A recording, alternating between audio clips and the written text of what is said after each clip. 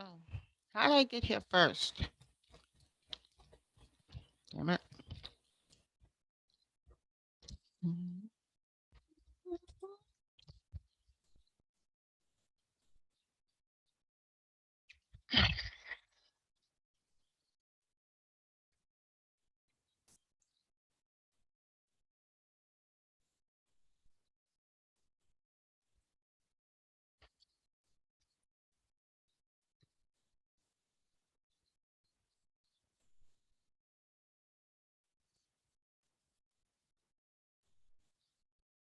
Okay, Matt, I apologize. I didn't know that I was going to get here first and become the host, but I'm going to make you the host right now. Well, you're the host anyway, since you own this on your account. Yeah, but I'm going to make you the host. Right. Oh, wait, should I? Yeah. Yeah, that's Sorry. fine. Okay, so, and then you can make me a co-host. Yep. Yeah. No, usually you've been logging in as Zoom, blah, blah, blah. And so then you've been the host. All right. That's right. Well, it doesn't matter. We can do it this way. Okay, so, but what I'm gonna do is change my name. Yeah, all right.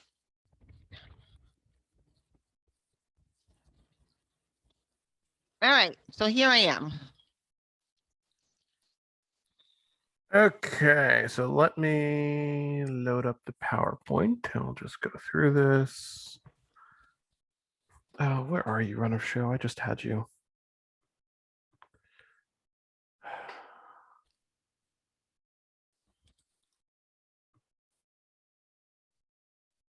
Oh, I need a new background.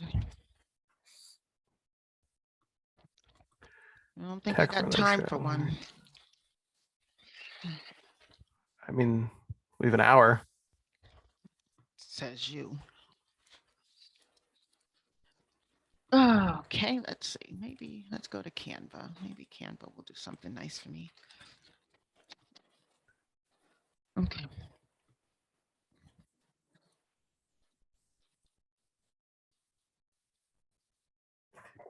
Okay, so got that.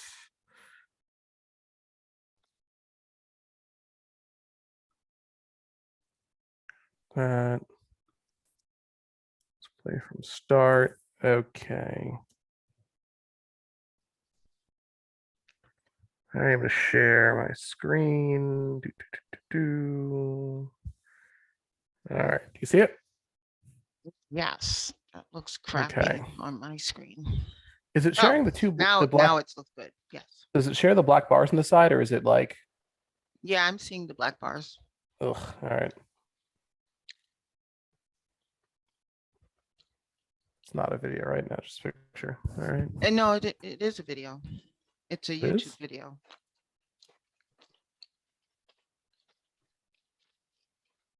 If you have a mobile This? phone, you probably can't imagine life without it. But phones do a lot more than take Okay, selfies. That's a They video, actually make but the the other one was a video, or should be a video. It should actually load and play. It does not. All right. Well, Okay, so let's figure out why. let's see.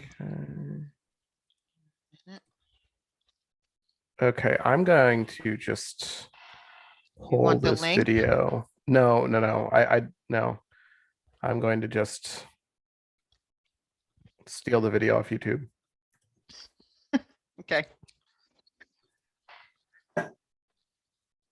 Because what'll happen sometimes is like you'll go to play it and it'll play like an ad.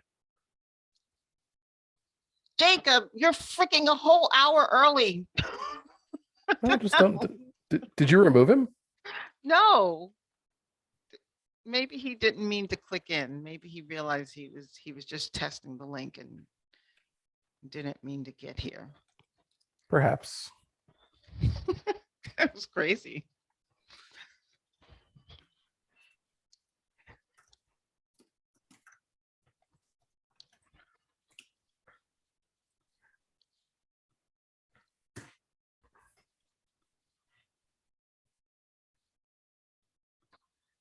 Okay, Zoom backgrounds.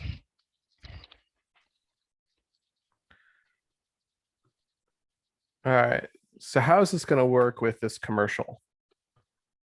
Okay, so the way the runner show says is that we're going to show 27 seconds. We're going to say, oh, oops, we didn't mean to show that one. We meant to show this other one, which is why I had it embedded. But actually, it really only needs the first 17 seconds. I don't know if 17 seconds is too short to make the point, but that's the part that we actually need, is that first 17 seconds. Okay. So what I'm going to do is I'm going to set the video to autoplay. Mhm. And so let's do this. Let's do this. And what I want you to do, I'm not going to stop it until you start talking. I want you to go, wait, no, hold on. That's not the video we want to play. That's not the one. Okay, got it. Totally can do that. All right, so you ready? Let's see how it looks.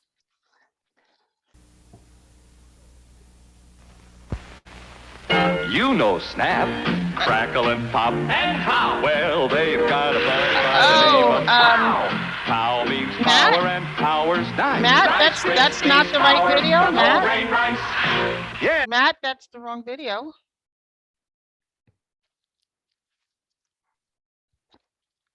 And then are you gonna like say something else or? I don't know. What else should I say? Okay, Matt, that was just for internal use only. We have to show the other video. How's that? Like, well, why don't you do like, Matt, wait, that's the wrong video, it's the wrong video. And then I'll pause it and then say, no, the other one. And then I'll just go. Okay, Like the that. other one. Gotcha. Okay. Yeah. All right, so that's what I'll do. Matt, wait. If you have a mobile that's the phone- video. Okay, gotcha. And then I say, no, Matt, you got to show the other video. All right. Got it. I can do that. And I'm gonna have that go automatically too. So let's just run through that segment again. Yeah. So I'm gonna mute myself, pretend I'm, pretend.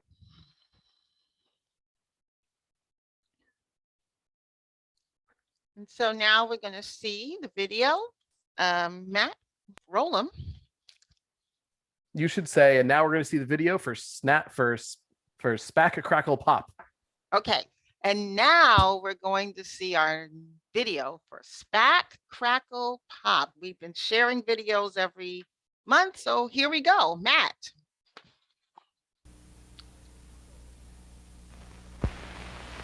You know Snap, Crackle, and Pop. And Pow. Well, they've got a buddy by the name of Pow. Okay. Pow means Okay, power Matt. and power's Matt. nice. Rice Krispies. Matt, hello? Okay. Matt, not this video, the other video. If you have a mobile phone, you probably can't imagine life without it. But phones do a lot more than take selfies. They actually make the economy grow. Give 10 people out of every 100 a mobile phone. Yeah, that's fine. All right, so we've got that figured out. You could be like, Matt, not this video. SPAC Crackle Pop, not Snap Crackle Pop. You could do that if you want. I could. Um, The reason why I'm resisting doing it is because the video itself has nothing to do with SPACs. It's just an old Better Satellite World video. So I'm like, True. Yeah. so I'm like, this is. So that's why I was kind of saying, let me just lean into, we show a video every month. So with this, with SPAC, Crackle, and Pop, we're going to go with this one, go. And then take, what? No, not that one. All right. Yeah, that's the only Alright. reason, because I'm like, well, it's still not going to have anything to do with SPACs, the new one. Why can't Fair I enough. find what I want? All Oh, right. maybe So this. let's No, just that's go better. through the rest of this now. So hold on. Let me just go back to. All right. If you have a mobile hear phone, the- see and you hear the probably video, right? can't imagine life without it. But phones do a lot What? more than take selfies. You can see and hear the video. I know. Actually it had make not the started. economy grow. Your video's Give not Give 10 showing. people out of every 100. I'm Let's seeing try it. it. There it is. Like for a little while, you were sharing your cursor. That is weird. That was very strange.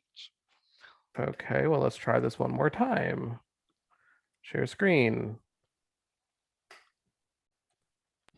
How about now? You see my slide? Yes. All right, so we go through, play the real video. If you have a mobile Well, that's strange. Why is that like that? There's an extra. Oh. All Well, right, I'll that fix should have that. came right in right away. Yeah.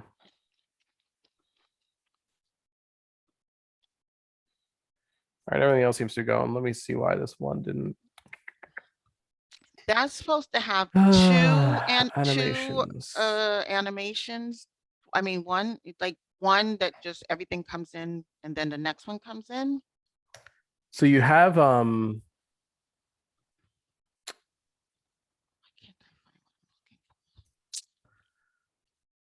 for? you had the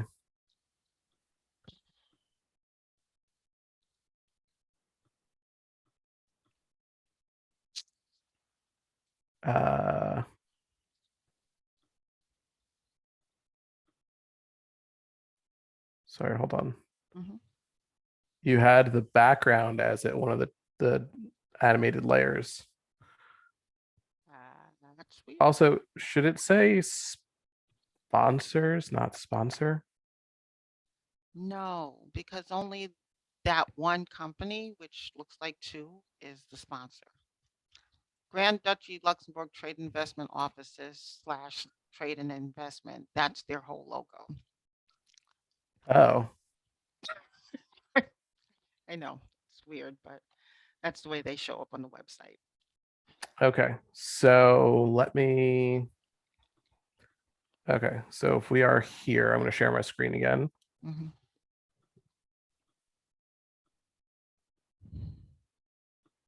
have a mobile phone, So it'll say this, and then that, and then that.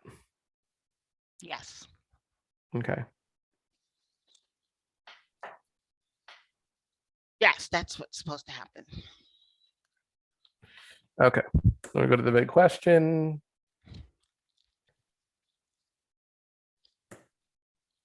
Upcoming events.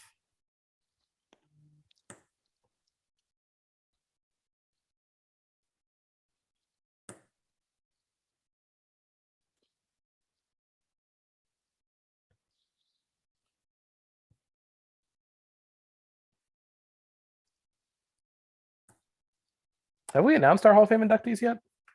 Tomorrow. Oh, okay.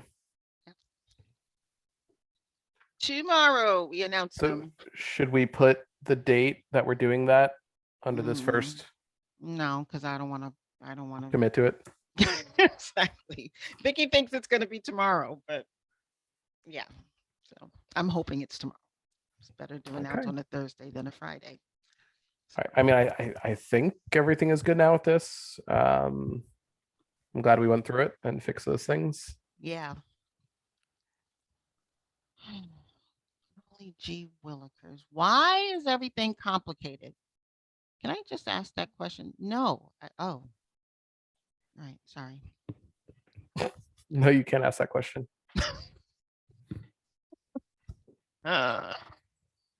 All right. How about space? How about space? Zoom background space. Space, the final frontier. These are the voyages. It's quarantine. No.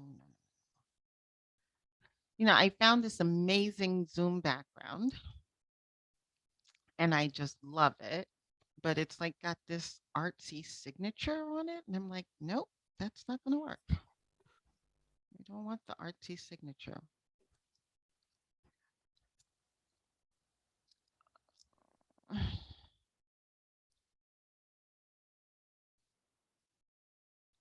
Well, oh, maybe this one. Okay. All right. What else do you need from me? Just going through my notes now. 1 second. Mhm.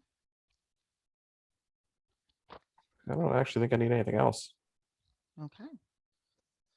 All right. Well, then I am going to mute my camera and go get a little girls' room break and something to eat, and I'll be back. Okay. Has anyone talked to Lou about trying to stick to the script and run a show? Because he didn't really last time. I say this to him and Joe every single time. Every time I'm like, hello, listen, if you don't want to do it this way, how about let's do it a different way? No, no, no, we want to do it like this. It makes sense. And like, okay, but if that's what we're going to do, that's what we have to And do. do it this way. And when I tell you it's time to switch, you actually have to switch. I have said this 3 months in a row now, just so that you know. Okay. Yeah. Last time I was pissed. I was like, I am not even speaking to y'all. I'm just not even speaking. Well, I mean, that was Joe. It wasn't me. I'm like, not saying nothing at all. So, long as there's someone else to blame, this may be continue to be a problem. Anyway. All right. So, but we're going to do the best we can. I have communicated to all of them. You've seen the emails over and over again that the actual program is from 12 to 1. And then they're invited to stay past 1 for questions and answers, which is what the big question is. We'll see. All right. Well, we'll see how that goes. Mhm.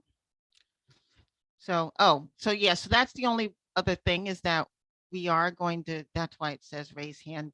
We're going to preface this big question at the beginning and then come back to it. So people have heard, learned some things, hopefully. And then we come back to the big question. People will have the opportunity to raise their hands, and then we'll have to actually invite them to unmute. Or actually, no, what we decided was when the runner shows, we're going to invite everybody to unmute, and people can raise their hands and speak when they're ready to speak.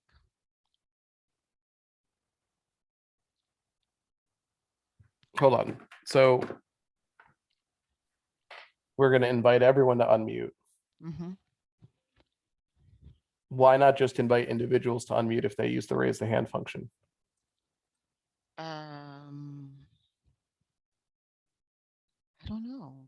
There was some logic to this that I now no longer remember. It feels like it would be better to be like, John Smith, I see you raising your hand. You're invited to unmute. Let's hear what you got to say. So when I do this from the technical standpoint, we can just change the, actually, let's do that. We can just change the permissions, right? So allow participants to unmute themselves. We can check that off and say yes. Right now, I've just unchecked it. Right. So we can just check it, and then if they raise their hand, so that I think that's what that means. Allow participants, just change that setting. Okay. Which I Yeah, because that is a very different thing from invite them Yeah. all to unmute. Yes, exactly. That's a different functionality. No, so what we're going to do is change the setting to allow participants to unmute themselves. And then when they raise the hand, we can invite them to unmute themselves and ask their question. Or answer Okay, the question. I'm on board with that. That works. Okay. All right, so now I have set the setting so that nobody can unmute themselves. So when people start coming in, we have to either make them co-hosts or not. Wonderful. Okay. All right, I need a little girls' room break, so I'll be back. All right. I think, yep, you go do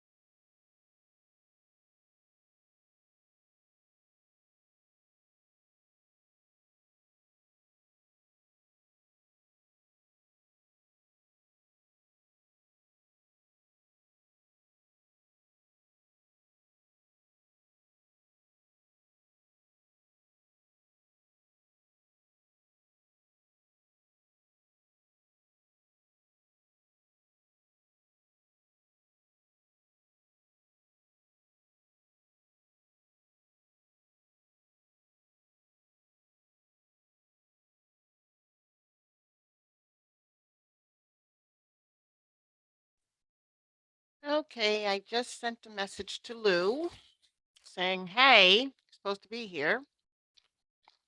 So hopefully he'll be here.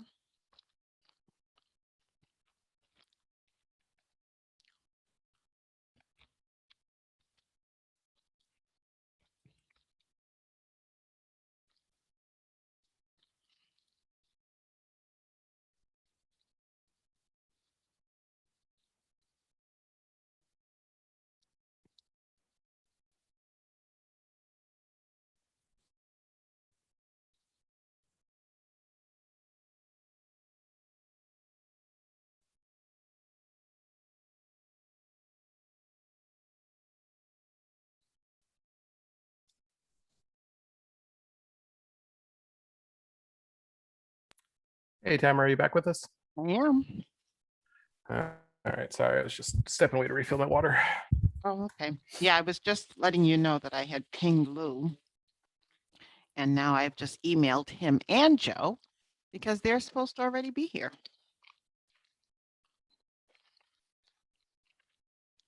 Now, Phil's here. Did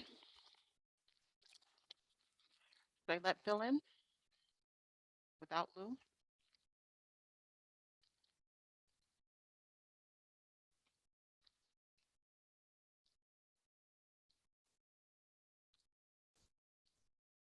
I mean, I would wait for Lou, but it's up to you.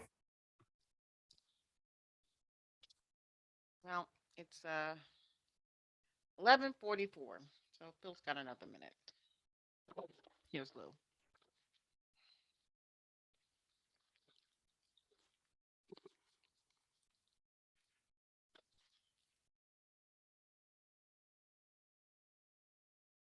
Oh, Matt, you are the host, so you have to Okay. make the co-hosts. Ah, all right. Do you want me to switch roles with you in that case? No, it's fine. Well, the only difference that's gonna make it is at the very beginning. Okay. So Oh, All right. Hello, Lou. hello, everyone. Phil and Claude are here, so I'm getting ready to admit them. Do you need to go over anything before I do? Yeah, just wait a couple minutes. Just Okay. let me get settled in here. 'Cause I'm just getting settled in here. All right. I need an Olympic sprinter to help me catch my breath. God, what a Running ahead of week. you? Woo, what a week. Holy mackerel. Holy mackerel. Okay. You probably want to see me, don't you? Yeah, we do. Hey, there I am. There you it looks like we've got Claude and Phil both here. You want to should I let him in? Yeah, just hang on a second, Matt. Is Joe Okay. here? Not No. yet. Let's wait for Joe. Hey, about- I put this logo together in like this background together in like 10 minutes. At the last minute, I found something to do. That's really cool. Actually, I'd like to get that. How do you do that? I have a special creative. secret place. You're Did I so go? creative. I can send it to you if you want it. Joe's here. Yeah, somebody had to show me how to do it. Is this what wired look weird? No, No, How's it it's look? like you're on a Zoom call. yeah, lighting looks good. Is this your new camera or old one? No, I didn't get the new one yet. Did you send me the Okay. which one to buy? You Yeah, I have did. to make Joe a co-host. But it looks good. Oh, you did already. No, you have. Yeah. No, he's in, but I'm making him a co-host now. There's Joe. Hey, Joe. There we go. Good morning, guys. How are you? Good. Okay, Clean- so we've got Claude and Phil hanging out there waiting on us. Joe, anything we need Bring to him in. go over? Guess not. Just want to tell you guys I love you. Yeah. Well, we I love you too. just Joe. called to say Oh, we lost Phil. I love you. Oh Yeah, no. You All heard right, Tamara. he's heard me singing and he ran. I'm gonna go ahead and let Claude in. Okay. Joe, that intro is okay? Yeah, that was very good. Oh, here goes Phil back. Okay. Oh, we did not mean to admit David, by the way. Okay. Yeah, I put him back in the waiting room. Okay. Would we have 98? Oh, signed now up? we've lost them all together. He'll probably rejoin in a sec. All right. There's Good morning, Claude. Claude. Morning, Phil. Hey, guys. Okay, they're not co-hosts yet. There we Okay, go. now you guys are co-hosts. So you should be able to mute and unmute. There you go. Good afternoon, everybody. Good afternoon. I'm gonna reposition this. Claude, you're looking good. You're looking well. Thank you. You too. How's the weather out there? It warmed. I'm in Manhattan today, New York City. It warmed up. It was flannel sheets last night. Yeah, it was pretty cold. No more of those freaky storms, huh? So far, no. We may get through this winter with only 2. Good for you guys. Morning, Steve. Steve, You're you're on on mute. mute. There you go. Hi, Steve. Hello. So I just want to do some very, very, very quick housekeeping. This is Tamara Bond Williams, by the way, for those of you who don't know her. Hi, I'm Tamara. I'm the person who She's- sent you all the emails. She's the membership met director of Ah, SSP. She's our producer today. Okay. So I and the person labeled as SSPI, but who's actually named Matt, are going to be handling all of the techy kind of things that need to happen for this to work. You have, however, all been given co-host abilities. That is so that you can mute and unmute as you need to when you're speaking. We will be spotlighting you so that you're on the cameras. If you have your camera off, we will not be able to show you on Spotlight. So at least when you're planning, well, actually, we just prefer you to keep your camera on. Once we spotlight you, once we're bringing you in and have introduced you, we prefer for your camera to stay on so that you're on camera and you can jump in when you want to or when your question is directed your way. Other than that, we're going to beg that nobody touches anything else because we had a situation last month where people were being helpful and spotlighting people and unspotlighting people, and it got a little messy because we didn't know what was happening. So you have the ability to do it. Please don't.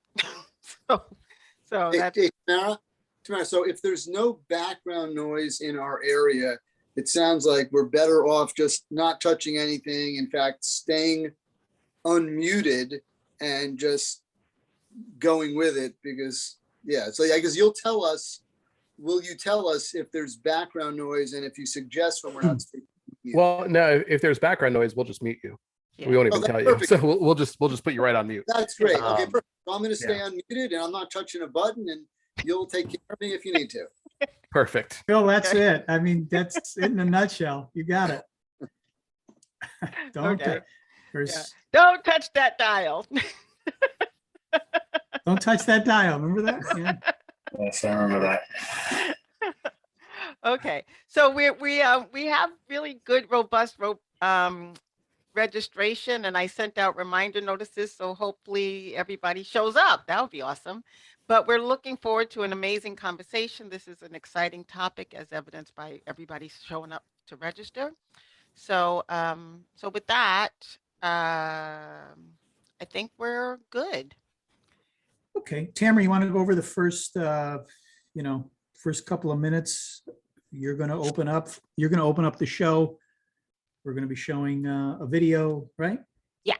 So, okay, so yes, we are going to let everybody in at 11:58. We'll have a slide up there at that time, and then I will welcome people, let everybody know that they can put any questions that they might have in the chat. And okay, there it is. Thank you, Matt. And then we'll show a video, which is our tradition for this space. We always open with a welcoming video, and from there we're off to the races. So You're taking us to the races. That's awesome. isn't that amazing? Hey, at the races. One shot deal for, you sign up once and you get all the works. There you go. Okay. So, so we'll do that. As I've mentioned in the emails, but I'll mention it again. Well, first of all, one of your cohort unfortunately was after all unable to make it. So Sita Sante will not be with us. So it'll just be this group here. And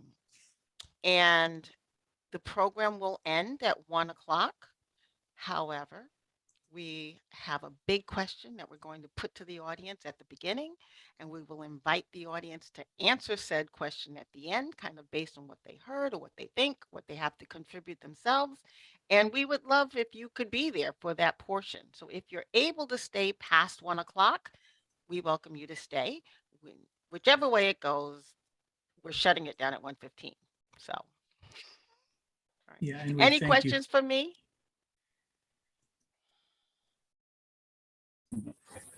All good? I Okay. think so, Tim, right? Yeah. I guess my mic level is good enough, right? Testing. You sound good. Matt, how are people sounding? Let's just go through the list quickly, and I'll just get a quick listen to each one. So first, Lou, can I just have you say a couple words?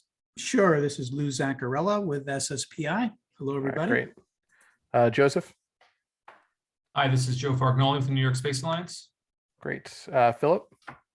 Hi, it's Phil Friedman from Perella Weinberg. How you doing? Great. Steve? Steve Kaufman from Hogan Lovells. Hello, everyone. Sound great. And finally, Claude? Claude Rousseau with NSR. Hello, everybody. Yeah, everyone sounds good. There's a little bit of scratching going on there. Claude, I think that was you, a little bit of scratching on your mic. So I'll just push it back. How's that? It's a little bit better. There was still a little scratching as you were moving around, though. I think it's resting on your shirt a little bit there. My shirt. Okay. My resting on my shirt. So I won't move then. I'll be static. Not too static. Not too static, Claude. We wanted Claude to do calisthenics. What are you talking Yeah. about? I'm better at Pilates. Okay. All right. So folks is beginning to show up. We are recording, just FYI, we are recording, and generally speaking, we post the final videos up on the Northeast Chapter SSPI website. So we will share that link to you when that's happening. But yeah. I don't Hey, think sorry. I just would like to do one more quick test with Claude, if you don't mind. Claude, on your Zoom control panels there, you will, next to your mute button, you'll have a little drop down. Can you just click on audio settings? On the sound, yeah. Audio settings. Yep. And then once you're in your audio settings, there should be an area that says microphone with a drop down. Do you see that? Yeah. All right. Would you click on that drop down menu and let me know what your options are there? Microphone, webcam, microphone, Realtek, high definition audio, and same as system. And what is selected now, please? Realtek high definition audio. My volume is high though. It's max. Maybe I should tone it down. Yeah, I would lower that a little bit, because we're still getting a little bit. I would just mute when not speaking. Just stay on mute and just unmute yourself when you want to speak up, Claude. Well, it's just when he finishes speaking, there's like a that sounds, and I'm just trying to see if we can get rid of that quickly. Yeah, okay, at the end. So because what he says is so profound. I mean, that's only to be expected. Background noise, I guess there's a suppression that's automatic. It's on automatic right now. You want me to put it on medium, high, or intermediate? No, it's something with it like adjusting to your volume. Let me just try this and see if it helps. Just on that drop down menu, just choose your webcam microphone, and we'll do a quick test of that and see if that solves the issue. Sure. How does that work? Much better. Perfect. Great. By the way, I was told sometimes it doesn't work very well with VPN. I'm using a VPN. Does that matter?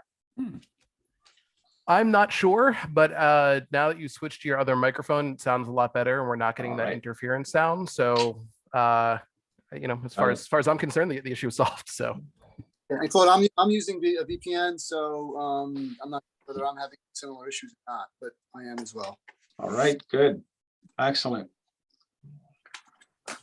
Folks. all right, so we are are at all sounding 11 good. Tamara, I'm going to hand it back over to you. Yep, thank you. Thanks, So we're Matt. at 11:58. So we're going to start admitting folks. Matt is already sharing his screen, and we will launch at exactly, launch at exactly 12 o'clock. So I'm going to start admitting folks now. Thanks again, everyone.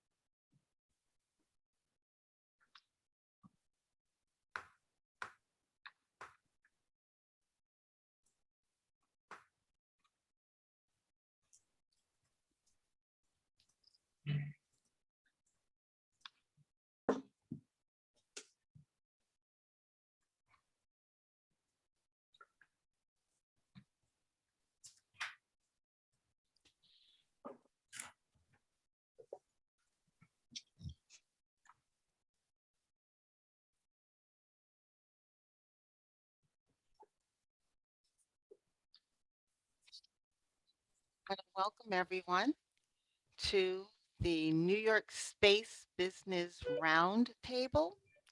Our topic today is SPACs, and the title of today's session is SPAC, Crackle, Pop. So that's going to be interesting. I want to welcome everyone here. I want to thank you all for being here. As is always the case, you are actually on mute. However, I want to make sure that everybody is aware that the chat is open, and you are welcome to put your thoughts in the chat as we go along. And as we are able, we will try to capture your remarks and bring them into the space. The session will run from 12 to 1 o'clock. After 1 o'clock, we will have an audience participation segment. If you're able to stay, we welcome you to stay, but the main program will actually be over at 1 o'clock. And so with that, I want to thank you once again for all being here for the New York Space Business Roundtable. And I'm going to now ask my colleague, Matt Owen, as we always do, we lead off with the opening video. So Matt, would you please start us off?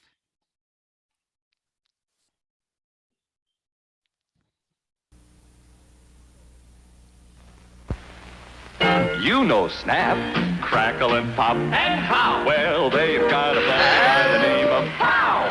Pow means power, and power's nice. Rice Krispies, power from whole grain rice. Yes. Matt, the other video. Sorry about that. The other one. If you have a mobile phone, you probably can't imagine life without it. But phones do a lot more than take selfies. They actually make the economy grow.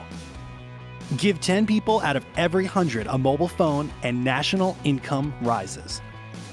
Fishermen make more money when they call ahead to see which markets need fish the most. But building a mobile network can be tough. In rugged terrain, the cost of connecting base stations that make your phone work can skyrocket. That was the problem faced by Digicel, the Caribbean's largest mobile company. When it entered Central America, Digicel faced the need to build networks across a tropical wilderness. Costs threatened to spiral out of control, until a company called Globecom figured out how to connect all those base stations by satellite. They hauled antennas and equipment into jungles, across rivers, and up mountains. They installed base stations and linked them, one by one, to the network in the sky. Today, half the people of Honduras live in rural areas, but there are 93 mobile phones for every 100 Hondurans. People in cities will always have mobile phones, but take away satellite, and the 45 million people in rural Central America will not. And that phone is more than just a phone. It's a pathway to raising incomes and a better life for the next generation. Your world better with satellite.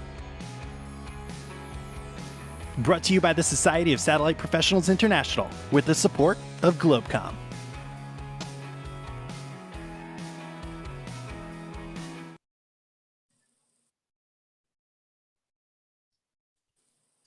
Well, let's talk about doing some business. And by the way, Tamara, thank you very much for showing the Rice Krispies commercial. Snap, Crackle, and Pop. Well, today it's SPAC, Crackle, and Pop. We'll see what's going to pop with regard to SPACs today. That's why we're here. Well, hello, everyone. My name is Lou Zacharilla. I'm the Director of Innovation for SSPI, and welcome to the New York Space Business Roundtable, where we try to make it as real as we can every third Wednesday of the month.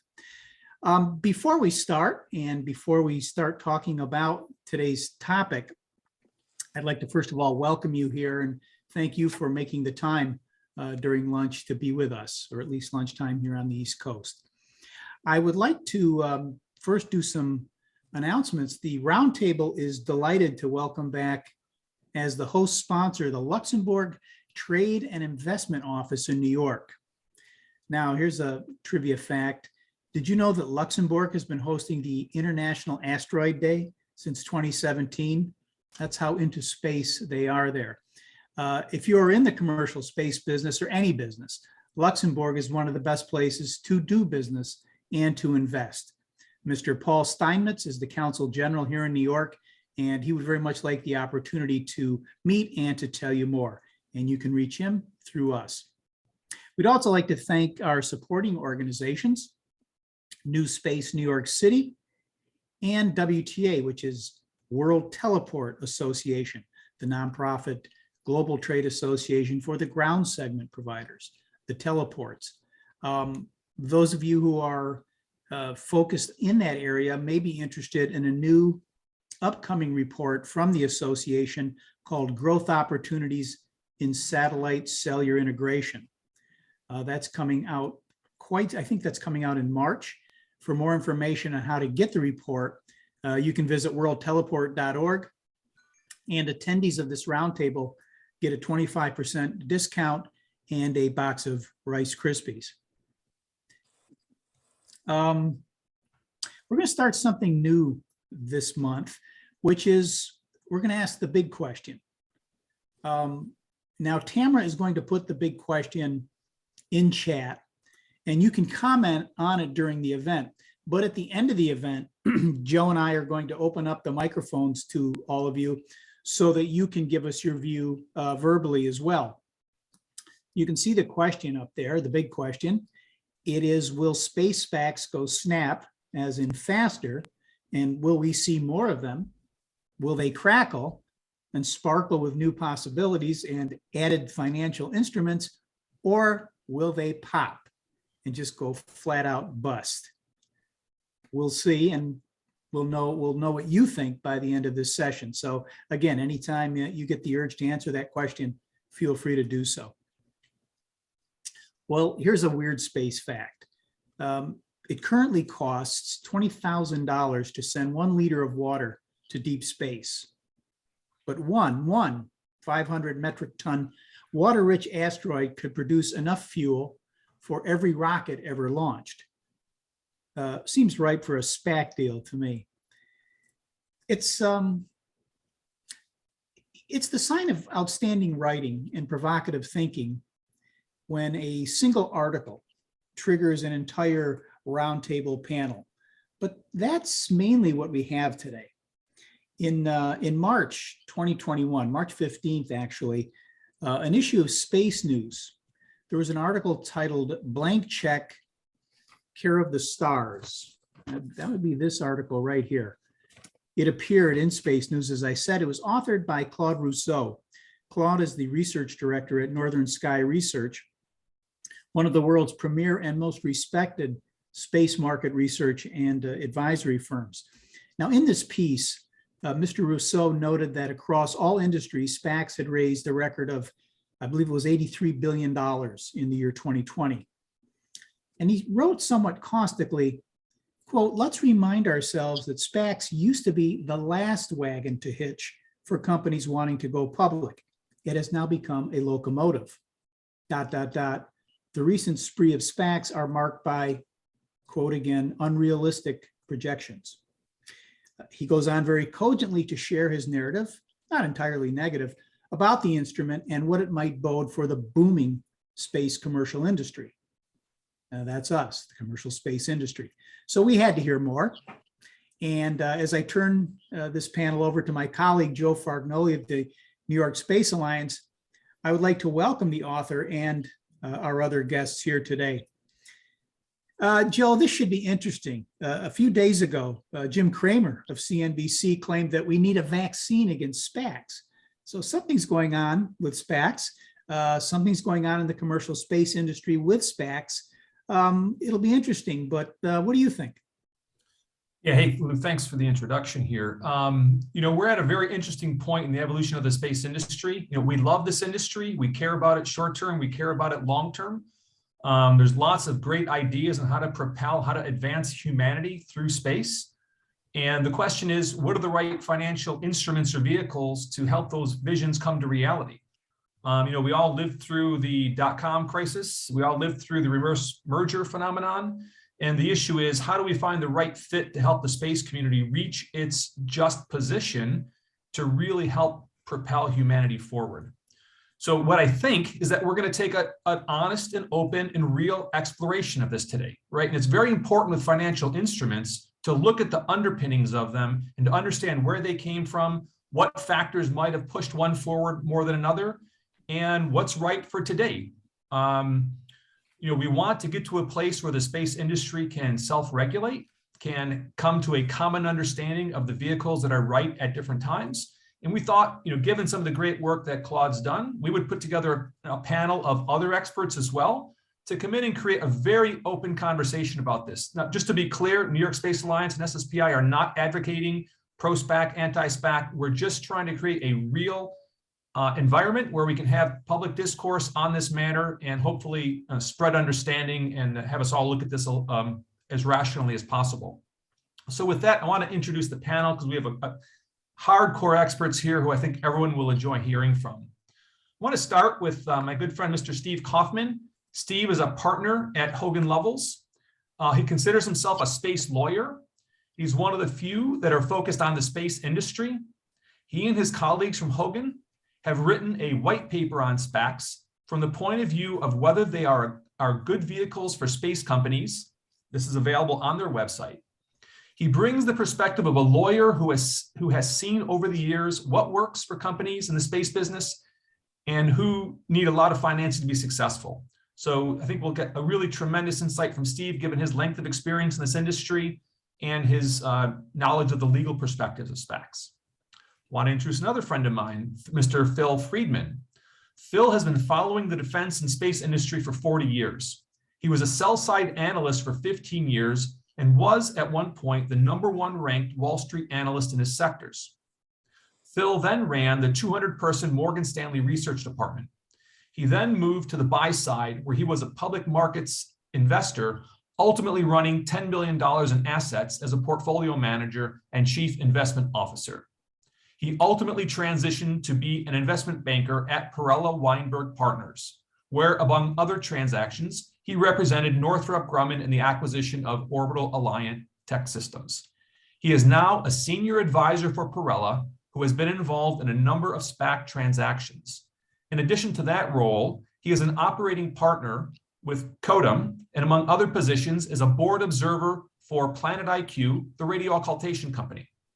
He is an advisory director for several emerging growth companies in space, and he was a co-founder of HiSpec IQ, the hyperspectral imaging company. I want to also introduce Mr. Claude Rousseau. Claude was the author of that excellent article that Lou just talked about. Claude is currently the director at NSR, Northern Sky Research, as a consultant providing analysis and market research for the satellite industry. Formerly, he was a special assistant to the Minister of Industry, Science and Technology of Canada. He was also the communications coordinator in the House of Commons in the Canadian Parliament. He's held various positions at the Canadian Space Agency. He was the assistant to the president, analyst for industrial and regional development, program officer in the RadarSat program, and manager for strategic planning. He's also been the manager of professional development programs and forum activities for the International Space University in France. So I think we've got a great group here. I want to kick off the conversation here by Claude asking you about the article that you wrote, and actually the recent article that you also wrote about the current potential wave of mergers among the SPAC recipients. Could you, for a second, Claude, give us your big picture view of where SPACs came from, the Iridium experience, and the conditions during the COVID crisis that made SPACs a whole lot more attractive? And given where we've come from, what created this big wave of recent SPACs, and where we are right now, how do you see the path forward for those companies who have received money through SPACs and for the SPACs that have been raised and are looking to invest in space companies? Could you give us that overview, Claude? Thank you, Joe. Thanks for having me. Appreciate it. Yeah, the wave started maybe when Virgin Galactic, second wave, I'd say, Virgin Galactic went public, and it was meant for them to be a vehicle for raising a lot of cash and being able to fulfill their business plan. We've seen after that, that was emulated by other SPACs that we saw last year. And again, the industry is very CapEx heavy, as you know. So the requirement for cash was initially or more from either private investors, as we've seen from many of the launcher companies, such as Blue Origin from Amazon founder Jeff Bezos, or SpaceX from its founder Elon Musk and other investors. And we've seen that carry through to Rocket Lab and Astra. These companies need a lot of cash to fulfill their business plans. VCs were the initial prime investors in the business. Alongside the private investors, there needed to be another vehicle that would also help accelerate those business plans. And I believe SPACs came about at the right time. Plus, liquidity was at an all-time high, especially in the US market. So I believe that helped a lot of folks say, well, I have money to invest. I want to invest in something that's future and forward-looking. What better place than the space industry to do this? And to be honest with you, there's a lot of SPACs out there for all kinds of industry, but it is sexy. It is very hot. It's a market that has a lot of attractiveness with many investors, specialized investors too, but now retail investors are starting to come in. So I'm seeing that pool of investors really growing and expanding. And so many of them are looking for something to invest in, which they can believe in and which they're attracted to. And so I believe that's why the attractiveness of space to many of those investors has come about, and why we have seen so many SPACs in the recent past. Thanks, Claude. So coming at it from the standpoint of being a market analyst, I think you give a great overview and perspective. Let me turn it over to Steve right now. Steve has a very up close and personal view of the space industry from working with a number of companies and really being with a great firm. Steve, you've seen a lot through the years. You've seen the SPAC wave come. How do you characterize where we came from and where we are right now? Well, I'd like to take the perspective from the industry, and the industry is, as Joe, as you've discussed, needs a lot of cash, a lot of high CapEx programs, and the SPACs provided at this particular time when there was a lot of liquidity, a really excellent vehicle for a lot of companies. There's been criticism there are too many SPACs. That's not really the space industry's fault. There's been criticism the valuations are too high. That's not really the space industry's fault. But it does provide the liquidity, and the companies that have availed themselves of SPACs Maybe some of them went public before they otherwise would have. That was the trade-off. But it does provide the cash they need to run these programs. So it provided a very, very real and helpful platform for lots of companies to raise quite a significant amount of capital. So from that perspective, it's been a win for the space industry. Will the market readjust valuations in general? Is the market too high? I mean, that's an overall question that people will consider. But if I was advising a space company today, it's still a good vehicle. It provides the cash that you need. A lot of the companies that avail themselves of SPACs have been pre-revenue, very early stage revenue. A lot of them had followed a particular model, not all of them, of course, you can't generalize, but essentially companies that have ready technology, they've proven the concept, they have customers, they have backlog, but they need to get their system launched. And so it was the SPAC deal was, if I give you the money, you will be able to produce revenue, you complete your system, you'll be able to provide service to your customers. And in that sense, it provided a bargain that was very attractive to these space companies, and it was attractive to the market, that these are not early stage companies that have a lot to prove. They're companies that have proven it, but really just need capital to execute. So it was a very good match in that sense. SPACs were quite good for this group of space companies. Thanks. Steve, from your standpoint, any particular legal aspects of SPACs, their future, their history that you want to really bring up and emphasize?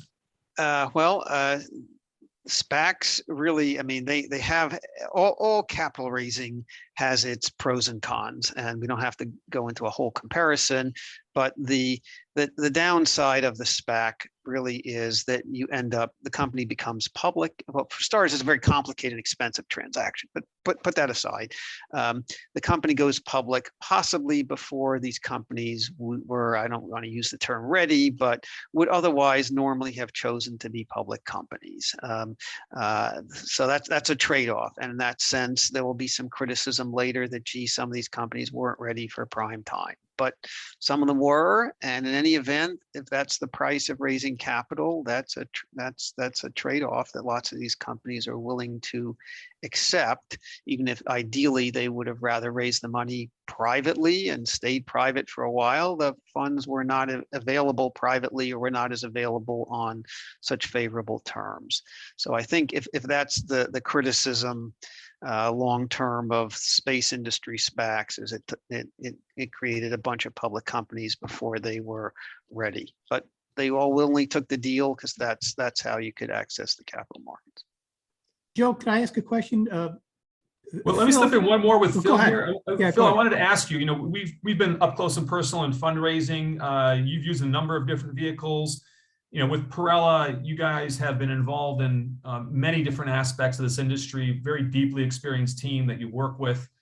In your repertoire of approaches to helping space companies, how would you suggest a company go about, when would be the right time and place for a SPAC to be the solution for one of your possible candidates? And how do you or your firm kind of view it in the realm of other options? Yeah, first of all, thank you guys for sponsoring this. I do think it's very topical. Look, whether it's at Perella or other firms like ours, you typically have many quivers in your toolkit, whether it is a SPAC, whether it's a private capital, whether it is an IPO. All of those are options, and the facts and circumstances and the marketplace will determine what is most appropriate for each company and what is most appropriate at different points in time. Like a key factor or a key thing about the SPAC that is not open to, say, the IPO market is the ability to publish forecasts, right?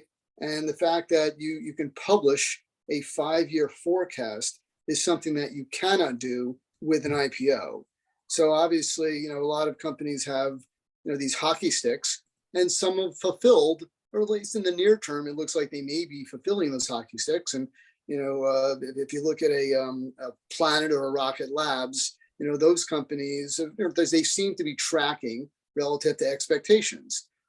Later on, we can talk about some of the specifics, but there are a number of others that are anywhere from 40% or more already below the forecast that they published not less than a year ago, as you look out to 24, 25. So, it is a vehicle. It is not the only vehicle. So I'll maybe let Lou jump in with a question that he wanted to. Yeah, thanks, Phil. And, thanks guys for starting us off. This is, a question for anybody, for Steve to start. Yes, and we're getting some questions regarding this, but yes, companies needed the money. It was the only way some of the companies in our industry could raise the money. And I think, Steve, you said something to the effect that they took the money even though they weren't ready to be, quote, public companies, which infers that they didn't have the structure or the discipline to do what needed to be done. And to me, that's kind of like, skating in the Olympics before you've really learned how to, do a turn in the air, or, you really don't know how to skate as well as you should to be in the Olympics. I'll start with you, Steve. Having said all of that, right, is there a discipline a company in our industry can now follow based on some of the mistakes you've observed, where they can get themselves ready? Are there steps that they have missed? Yeah, I wouldn't go down the road of mistakes. I was trying to make the point that ideally these companies would not have wanted to go public so soon, because it puts you in a spotlight at a difficult time in your growth cycle where you have projections, but you're not yet in the revenue period. You don't have a lot of the confirming, feedback that you would get to make your projections more robust. It's always more difficult to project when you're in that stage than when you're further down the road and have had 3, 4, whatever number of years of revenue history, and you have a better sense of how things are going to evolve. It just puts a lot of pressure on the companies to get ready and get ready fast. I don't know that these companies weren't ready at the time they went public. They weren't, planning to go public so quickly. They've had to gear up very fast. They've had to hire additional people and get ready to be public and to turn their operations out to the public eye. So it's that was the sense, really, when I said that maybe they ideally wouldn't have gone public right away, that it's this at their stage of development.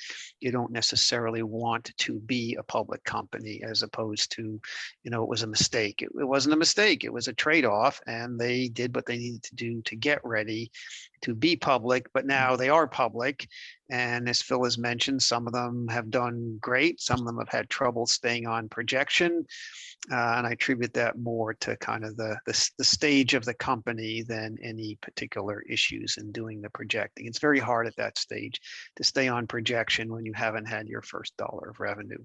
Yeah. Could I amplify? Go ahead. I think as we think about readiness, like is the company technically ready? What is their TRL level? Is management ready? Do we have the appropriate CEO and CFO and other C-suite level executive people to run the company? Is there appropriate customer traction at this point in time? And perhaps one of the areas where, and maybe back office isn't necessarily the right word, but do they have the right investor relations, audited financials, compliance, legal, and other things that one needs to have for a public markets company, as opposed to a company that can operate in the private markets without those things having been done yet? So there's a host of aspects of the question of readiness. Yeah, thanks, Phil. That's taking it to a step further. And Steve, thank you, for being so clear as you usually are. But Claude, as I'm listening to Steve, he uses words like pressure, trade-off. Phil says they may not have their IR capabilities in place, maybe even not even their C-suite. Gee, that's the kind of pressure that you're writing about here, that could drop revenues, that can make these things a disaster, isn't it? Oh yeah, we're expecting fallouts. I don't know if you are, but I am. I'm expecting acquisitions. I'm expecting bankruptcies from these, and I'm expecting restructuring, because it's obvious to me that those market forecasts are like dreams. They're probably going to be bad dreams for investors down the road. And one thing I wanted to add about the point that was mentioned by Steve, Iridium's SPAC took 18 months.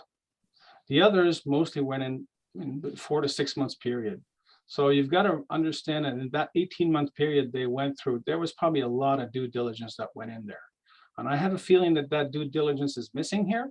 And many of the investors do not have the qualifications to actually make sound investments in an industry that is very different than the others. We've got to realize that space is not a B2C value proposition, except for GPS and maybe some SATCOM, and that's it. I'm not going to go buy in-orbit services. I'm not going to go buy a space station. I'm not going to go buy, all these things that we are building, which are B2C or B2G actually. So it's a very government-oriented business we're in. And few people understand that government, it's not a market, it's a customer. I mean, we have so many folks in the industry that have specific talents to go and sell to government. And that's a key value proposition we're making also. Governments nowadays are looking for new startups, new companies to change the way that they build things, change the way that they buy things. And that's very important. That's very key. And they should not forget about this. And I want to come back to Iridium about that. Iridium's business was saved by governments. It was saved because there was a huge commitment from a government organization to help them grow afterwards. And by the way, one last thing I'd like to say about this is that their CapEx was nil, almost nil. So they had almost no CapEx because it was basically written off in the bankruptcy. So there's a lot of indicators here that we failed to actually assess properly in making those market projections, and especially the cash requirements that we just mentioned before. Those cash requirements, I think, are underestimated completely. They're going to be high. They're going to be much higher than we think, especially today with the value chain problems we're seeing, especially with microchips and all kinds of folks. You're seeing Northrop Grumman invest $1 billion in the value chain. What does that tell you? That means that they want to assure that they can serve their customers. And what is their main customer? It's the government. So we've got to really understand who the clients are, who the customers are, what are they buying, how can they actually address those, and how can they actually make a market out of their product with realistic projections, realistic forecasts. Yeah, that's a good point. By the way, Joe Fargnoli bought a space station. He's the only guy I know that could afford it. But actually, it was two, Lou. It wasn't just one. you bought two. You picked another one up. Good for you. You have an extra one. Claude, just to extend your remarks about Iridium, because I'm quoting from your article here from Space News. Compared to the Iridium situation, the average enterprise value of current space SPACs is 3 times higher. The market cap is 1.6 times higher, and revenues are 10 times lower. Phil, what do you do with that information? Yeah, look, Iridium was a different animal. I was actually an investor when Iridium was going through the SPAC process. And we did, we looked at it, we did due diligence. And as everyone on this call knows, Iridium was an existing constellation that went through, a bankruptcy. So the TRL, was taken off the table. It was obviously TRL 9. There was some level of, per Claude's comments relative to the government and others of customer traction. There was a strong management team, and so there were a lot of things that were done there. This world is different, but the marketplace is also different today.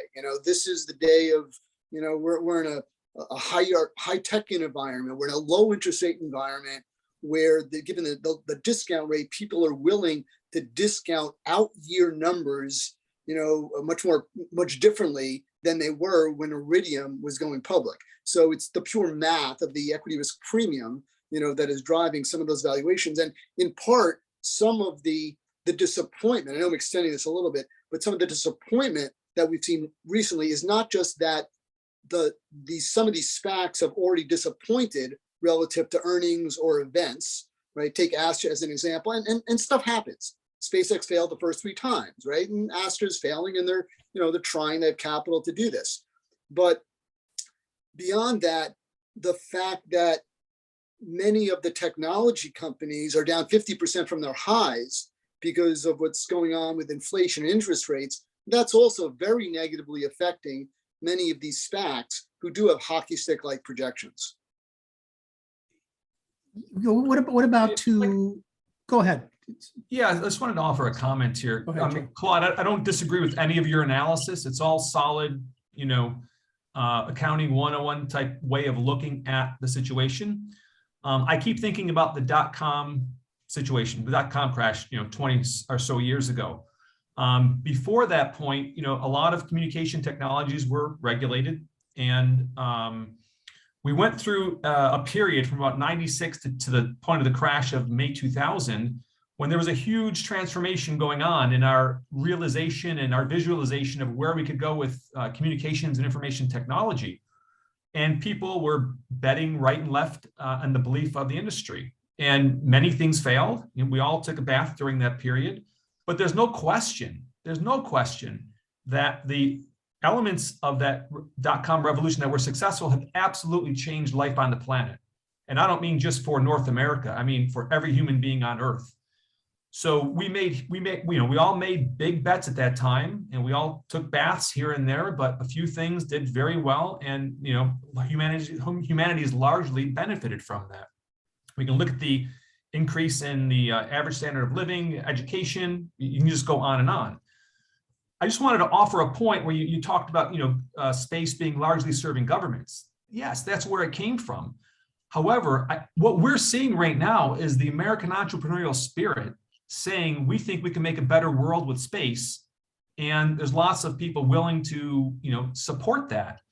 And the question is, can we self-regulate this to the point of avoiding some kind of a really negative experience, and allowing the entrepreneurs and across the world to use space to produce that better world? It sounds kind of rosy and hopeful, but we've seen this before. And I think SPACs have to be seen in that perspective, not strictly from the standpoint of, immediate dollars and cents, although everything you said is absolutely valid. Am I too rosy in this outlook, or is that perspective something that resonates? I'll comment, and I'll let Claude respond. But the rosy and too rosy, certainly you want to have some sense of optimism when talking about the space industry. There are lots and lots of really interesting new technologies. There are lots of new applications, all kinds of interesting things you can do from space you can't do from Earth.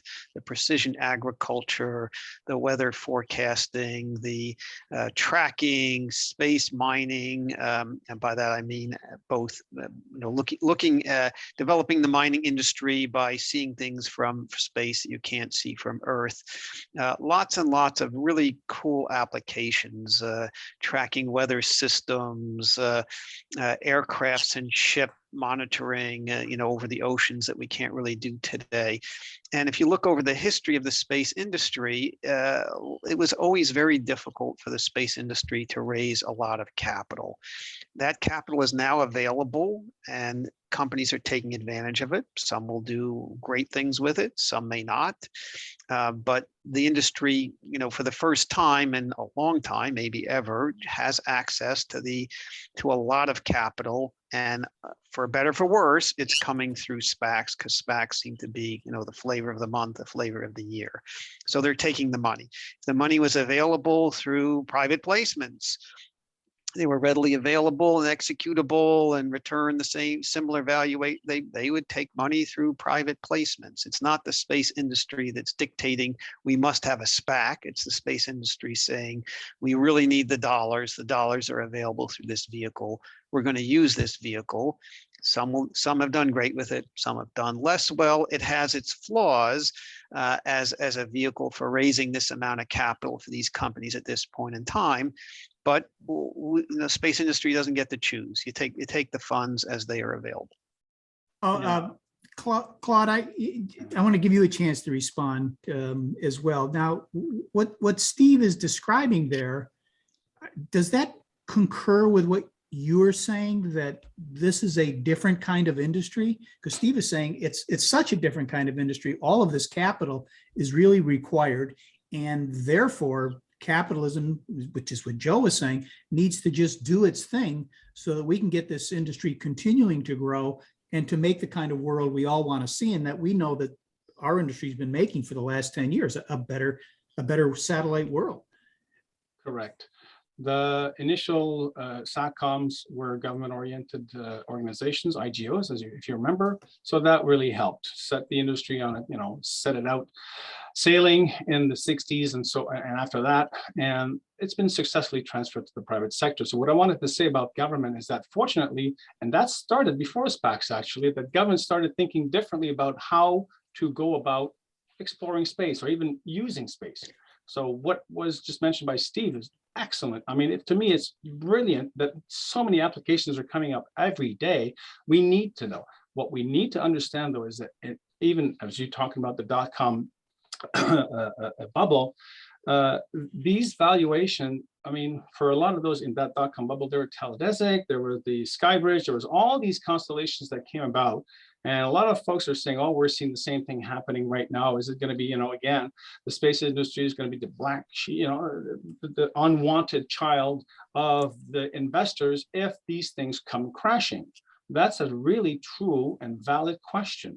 And if we want to have more investment vehicles, I'm not just talking about SPAC, but more investment vehicles, there has been in the past 5 or 6 years, many more investment vehicles that we've seen, a lot in particular VCs, business angels, you name it. They've been there and they've actually grown their investment. It's just that at one point, some of them want to cash out. And you see some of them cashing out now through SPACs.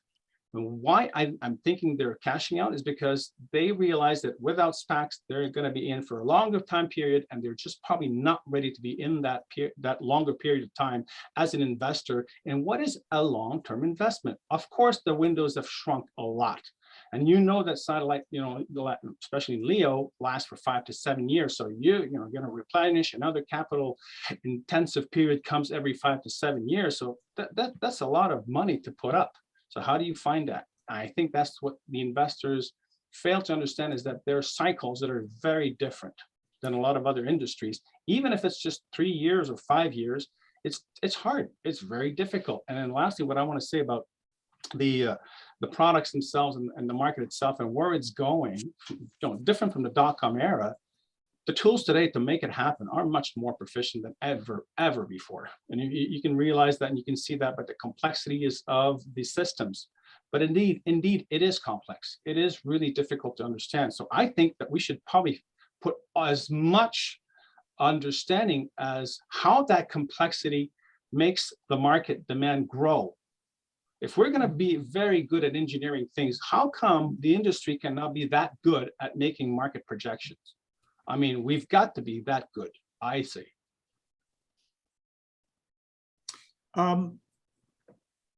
Phil, you've been listening to all this. It's still, and we're getting a lot of questions that sort of relate to it, about the risk aspect of it and the concern. You kind of feel that. Why, given all we're saying here, which I think is just terrific, why would a guy like Jim Cramer say you need a vaccine against SPACs?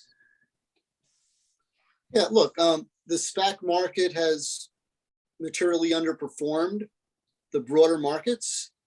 If we look at the space market, I didn't price them as of last night, but as of a few days ago, there are few, if any, SPACs that are above their $10 price in a market that has done extremely well. So I know we're looking at this from the perspective of SPACs or overall SPACs? Space SPACs. Yeah. Right. I mean, many of them are down, 50 to 65% or so.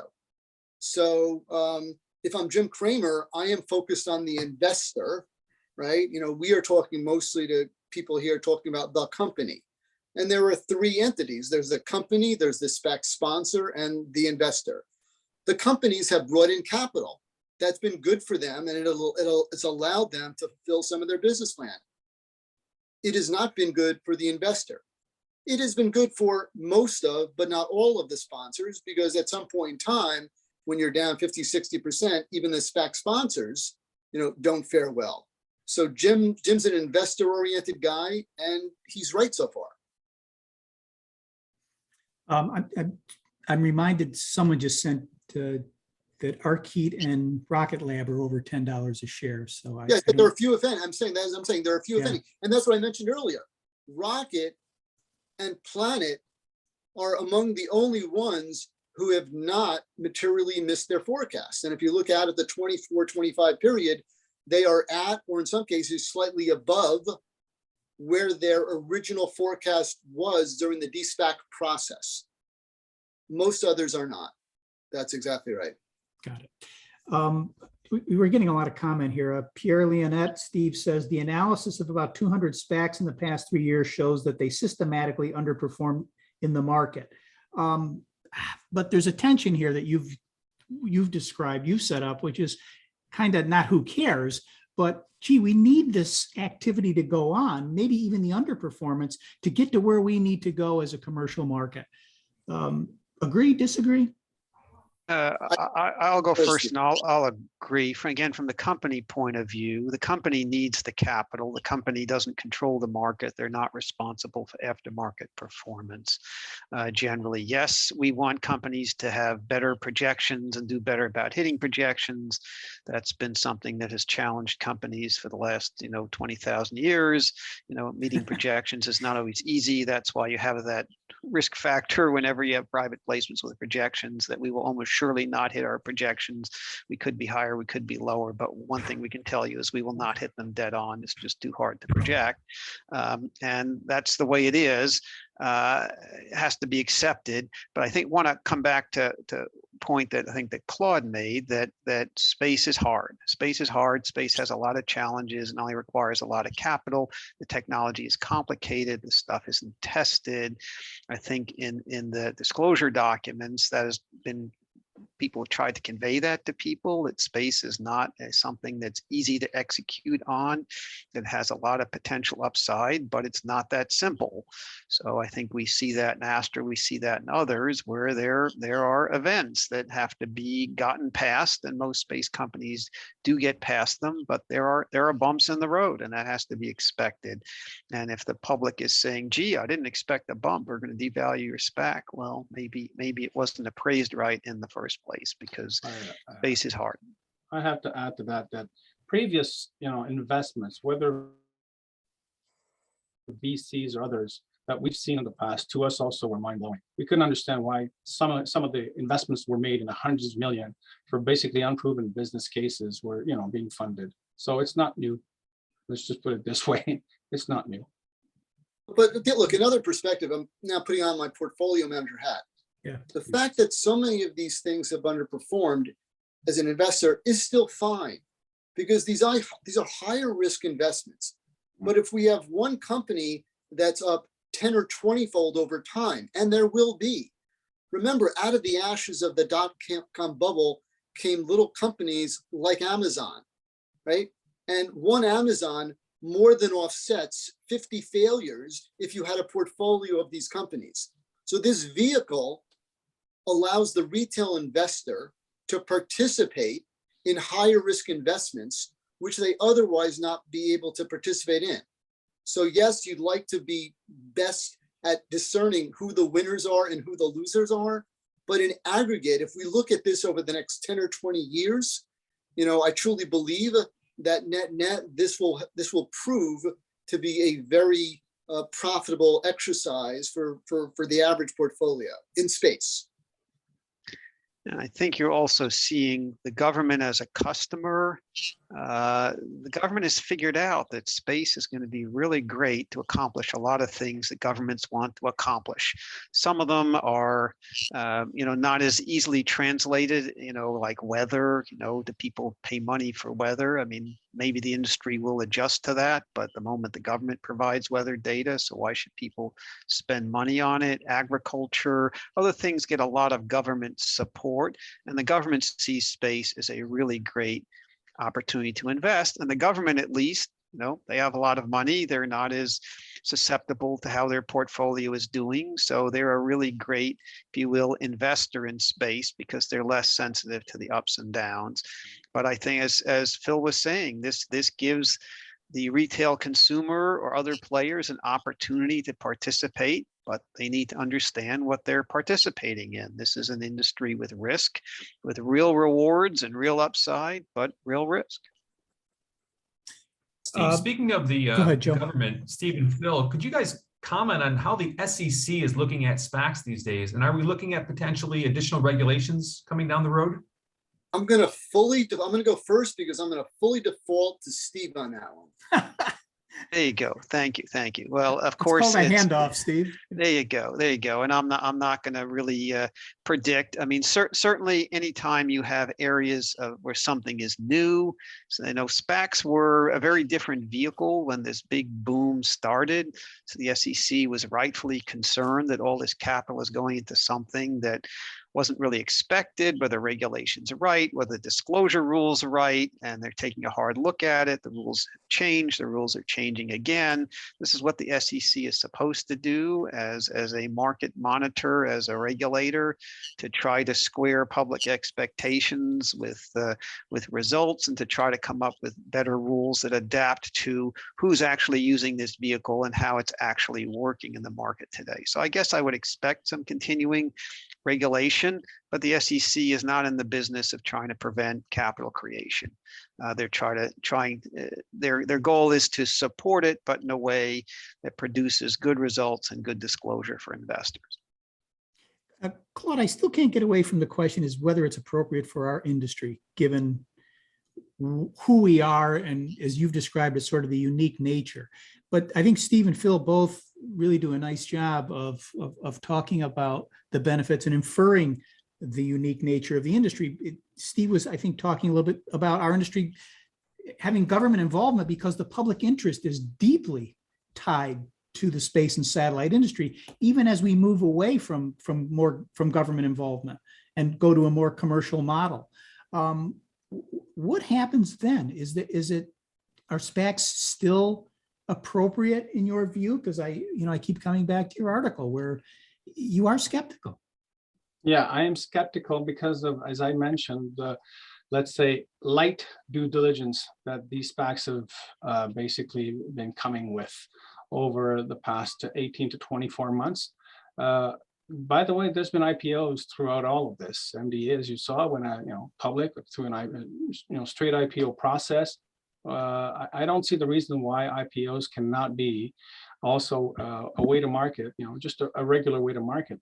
Again, the due diligence, I come back to that. And I come back to that not just for the SPACs, but also for even VC investments that we've seen, in either seed or Series A or B. And some of those that we've seen over the past few years were in the hundreds of millions. And I believe some of them went belly up, and many of them in SPACs also will go belly up. I just think that the SPAC process, because of the time window of SPACs, who risk losing their investment, basically, giving back the money and not doing anything with it, is what's pressuring a lot of those to actually get acquired through these reverse mergers. I So, think. so Phil, Steve, what the IPO? What's wrong with a missionary position here? Well, no, look, is it Traditional. appropriate? I mean, is it appropriate? It's completely appropriate, but it is only one particular vehicle. And again, look, can these things go public via an IPO? Yeah, I think that's less likely for some of the hockey stick space companies because you can't put the projections out there. I think that private capital is a very viable option. Even in later stages. And look, SpaceX is still a private company. If you look at some very high quality companies that have recently raised, in the hundreds of millions of dollars. On the verge of bankruptcy, I'll say. On the verge of bankruptcy, I'll say. On the verge of bankruptcy by its own owner. Okay, we can debate that separately. I'm not advocating or not. Hawkeye 360, ISI, Ursa Major, Relativity, ABL. Right, these are companies that have raised hundreds of millions of dollars in the private capital markets that could otherwise have contemplated a SPAC. So I'm not saying one is better. They're different and depend on facts and circumstances. And we've worked on projects where there are two options being considered concurrently, a private placement and a SPAC, and one is chosen. Either one comes through and the other doesn't, or one produces a much higher valuation, and so a SPAC is chosen. Whereas if the SPAC wasn't available, they would have taken the private placement money. But the company, you got supply and demand curves here. You got lots of SPACs chasing not that many really high quality companies with sexy stories. And so that it's produced high valuations. And if you're the SEC, you think, why is that happening? Is that something I need to think about? You do have companies rushing to market because they're afraid the window would close. Does that result in light due diligence? Does it not? The SEC has had some critical things to say about this, but these are things that you would expect the market regulator to address. But at the same time, these companies are going to raise the money, and they're going, if it's available, and they're going to develop their businesses. And what's unusual about SPACs is just there's so much money in a vehicle that had not been used before for this purpose. And it results in the company becoming public, which means that you're in the public eye, and whether or not you meet your projections is available for public consumption every day of the week. Joe, we've got about a minute left. Do you want to hit him with a hit and run question? I just had one last. Why was 2021 the year of the SPAC? If you look at the history of SPACs, 21 was just almost off the charts. Why would you say that? Guys, try to do it in 30-second increments. Claude, why don't you go first? Yeah, this is an elevator pitch. Yeah, market liquidity basically is the answer to me. There's no other reason for it. Money in the market. Phil? Yeah, people chasing money, but Joe, I know one of the things we talked about was redemptions, right? But the redemptions have been high. I mean, we've had, Rocket and Planet Labs had very low redemptions. Many others had 60 to 90% redemptions. So was it the year of the SPAC? Yeah, I think there will still be others. We had D-Orbit early this year, so it's not necessarily over. Steve, last word to you on this in this segment. I agree, it's not over, but it may morph. SPACs may change. There may be more private placements. There may be other kinds of transactions. The real question for the industry is capital available? And are the terms on which it's available reasonably attractive? And at the moment, the answer from the SPAC world was yes. That may change, but hopefully there are other alternatives. Very well said. Well, thank you for this segment, gentlemen. Before we go to questions, we're going to do a few other things. One is we're going to hear Joe's view of what he's heard for the last 45 minutes or so. Joe, SPACs are just another vehicle getting us to where we need to go. This is capitalism at its best and worst. We've all seen it before, but nothing works better. Our industry is growing, changing. Yes, we're unique, but we need to consume capital. No one's quite answered the question as to whether these companies are ready, whether this is totally appropriate. Maybe it's not a question we can answer now. What do you think? I think it's been a spectacular conversation. Coming into this, we said that we don't have a specific agenda. We wanted to create the public discourse around this topic. And I think we had three great experts here. And I want to encourage anyone on the call, if you want to go further into this, the services of these three gentlemen are really quite spectacular. Northern Sky Research is a great firm doing market analysis. Phil's firm, Perella Weinberg, in the financing area, and Steve's firm, Hogan Lovells, in the legal area. These are all fantastic firms to work with as you consider this. This is not an advertisement, but this is just a fact. Great firms to work with as you wrestle through this. I just want to, maybe pull back a little bit on this, because when we look at, the real question of what is it going to take to propel the United States forward to reach its full potential in the world, and what's it going to take for humanity to be able to reach its full potential, we're going to be uncomfortable at times, right? We're going to try new models that are going to be a little out of the ordinary, as we've discussed here. But again, I'll go back to the fact that I believe the American entrepreneurial spirit, in the end, if allowed to go its courses, will do the right thing and will produce a net positive effect. But I think this conversation has showed, beyond that, rosy projection, this conversation has showed various dimensions of that. And I really want to, thank Claude for his perspectives, and likewise with Phil and Steve. But I hope everyone has felt that we've taken a 360-degree view of this topic and haven't pushed it one way or the other. And choose wisely as considering how to finance your space company. And always, in my opinion, we have to educate the investment community to understand the realistic horizon of space. Right? There's a great potential here. The question is, how will it roll out, and how will the economics roll out? And that's going to be an evolving question. But I think in 20 years from now, when we're still doing the New York Space Business Roundtable, we'll look back at this session and we'll think about the discussion that we had, and we're going to see that space has significantly impacted humanity positively. Space has impacted America's competitiveness over its near-peer rivals, Russia and China, and that it's had a net positive effect. There will be bumps along the road. We can all see that coming. But we think as long as we maintain a good dialogue in our space community and we keep wrestling with these issues, we'll manage through those a little bit better. We can't disagree with that, Joe. Before I go into the next phase here, gentlemen, do either of you have anything coming up? Any appearances, any publications, any books, any movies you're starring in that we need to know about and keep our eyes open for? I know Hogan Lovells does have a great paper on SPACs out. I mentioned Claude's article, but anything else, Phil, anything we should know about you? Nope, involved in a lot, but nothing that's publishable. Okay. And that's for sure. You're involved in a lot. Steve? We'll continue to write and speak in the space industry. We're just coming back from the Small Sat Symposium.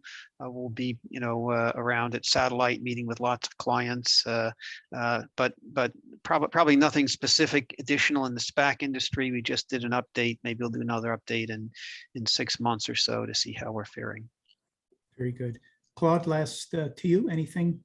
Yes, NSR is hosting the Finance Forum at the Satellite Conference on the Monday, 21st of March. Please come one, come all. It's going to be a great day. There's 4 sessions there that we're going to have, and we're going to dig deep and drill down on many topics related to finance for the space industry. Very good. And what day is that again? Monday, 21st of March. And that's I believe that's the first day of Satellite. Yes. Yeah. Yes. Okay. Hope to see you all there. Very good. Again, we'll be going to questions, and Tamara will be unmuting you shortly. We just want to put up a couple of slides to talk about some things that are coming up, future events. On March 16th, that's next month, third Wednesday of the month, we will again be talking more about financing, about getting not just SPAC financing, but financing altogether. Some of the things that were discussed today or not. Invited guests include Will Porteous of RR Ventures, Leticia Garriot de Keu from Global Space Ventures, and Chris McCormick of Planet IQ. We expect to be around for that discussion. So wear your Rolling Stone shirts and tell us whether you can get financing or not. And again, that's March 16th at the same time here. Tomorrow is our regular monthly meeting for SSPI WISE. That's Women in Space Engagement. If you are a woman in the space and satellite community, you're welcome to join SSPI's chairperson, Nicole Robinson, and others for our regular meeting. And that's actually our fastest growing chapter right now. So we encourage you, if you're a woman in this industry, to check out the WISE meeting tomorrow. In March, we will do something that gives us great pleasure every year. We'll be inducting new inductees into the Industry Hall of Fame. This year, it will take place in 2 separate events. There's an induction ceremony online, which you can watch on March 15th. And that's always a really, that makes you feel good about the industry and when you see the people who have been entered into the Hall of Fame. And then at Satellite on March 22nd, we have a Hall of Fame celebration event hosted by K&L Gates, the law firm in Washington. That's a closed event, but there are ways you can get in. It's kind of tough, but that's what's happening with regard to our Hall of Fame. So we ask you to tune in for that March 15th online event. And then finally, every Monday, we have the SSPI podcast. We call it the Better Satellite World. And wherever you get your podcasts, you can watch that. Our Climate Sense series concludes next week. And if we can get that slide up, Matt, that'd be great. Join us on Monday when I think we are speaking with, the professor of ecology and evolution, Professor Heather Lynch from New York's Stony Brook University will be with me on that podcast. She used satellite on an expedition on foot to some places on the earth that have never been tread before. Thanks to the satellite, she was able to go there to survey and to find things like new penguin colonies, bird migrations heading south, and other changes that were all brought about due to a rising global climate temperature. So I'm looking forward to this conversation because she's going to tell us the role that satellites played. Okay, so that's the housekeeping. And again, we appreciate whatever you can do to support SSPI. Tamara, this is the big question. Will space SPACs go snap as in faster? And will we see more of them? Or will they crackle and sparkle with new possibilities and added financial instruments? Or will they pop and go bust? Joe, we've got everybody's microphones off, so have at it. Raise your hand. I'm sorry. Let me just interject. Everybody's microphones are not off, but everybody can unmute. So we're going to ask you to take advantage. You see that up on the slide there that there's an opportunity to raise your hand and how to do it. So if you want to jump in and have something to say about the big question, please raise your hand and we will invite you to unmute. You are able to now. Thanks, Tamara. And it sounded so dramatic the way I said it. That's why I said that. But Tamara, you're in charge of calling on raised hands here. Absolutely. Well, Pierre Lionette has his hand up and we can take the slide down so we can see Pierre. How's that? Let's see Pierre. Pierre's been pretty active today. Hi, Pierre. Yes, hello. Thank you very much for the very interesting conversation. I don't want to spend a lot of time being polite, but I really enjoyed it. So thank you very much. And no, I think that my take on that is that I believe that most of them will go bust. We have done an in-depth review of 15 space packs so far. All of them, generally speaking, with the exception of our kit, which to me is not a space pack because it's a cryptography business, are underperforming. I mean, in really dramatic terms. And we believe that this was all written inside the investor presentation. And I really very much like the term that has been used by Claude Rousseau so far. I think that the due diligence was not good because those companies should have never IPO. And so that was my main comment. So I think they will pop, just to be very quick. There's a pop. There's one vote for pop. Pierre, which organization are you with, if you don't mind us? I'm working with Eurospace, which is the trade organization of the European space manufacturing industry. So, voilà. I think I have good knowledge of the situation so far with space infrastructure building. Yes. Claude, do you want to respond to that? Because he seems to be agreeing with you. Yes, I agree with him. And I also agree with Steve, what Steve said earlier on, because Steve said they may morph into something different, which I think the financing industry anyways is always able to do. So I think they're going to keep some of the stuff from the SPAC, but it's going to probably, and it's going to bust. And of course, they're going to, pick up the crumbs and then do something else with it. So I'm like halfway between what Pierre says and what Steve says. Yes, but then there's going to be like a SPAC 2.0 or something like that. Yeah, and just Phil, just to amplify, look, we saw the same thing as Joe said in the dot-com bubble. Look, I was the director of research in the mid to late 90s when this all occurred. I was on the equity commitment committee that priced Netscape, right? We saw a lot of things go bad. I think this may not quite be as bad. So will there be massive disappointments for these SPACs? Yes, but I think enough of them, and not all of them, so there will be some bankruptcies, enough of them have sufficient business traction to remain as viable businesses. They have brought in sufficient cash to allow them to survive for the next 2 to 5 years in many cases. In some cases, I'm already seeing this, they will use their cash to buy real businesses. They will use the secondary market because they're publicly traded to buy new businesses that will dilute the shareholders. Right. So again, will the investor necessarily benefit over the next several years? Yes.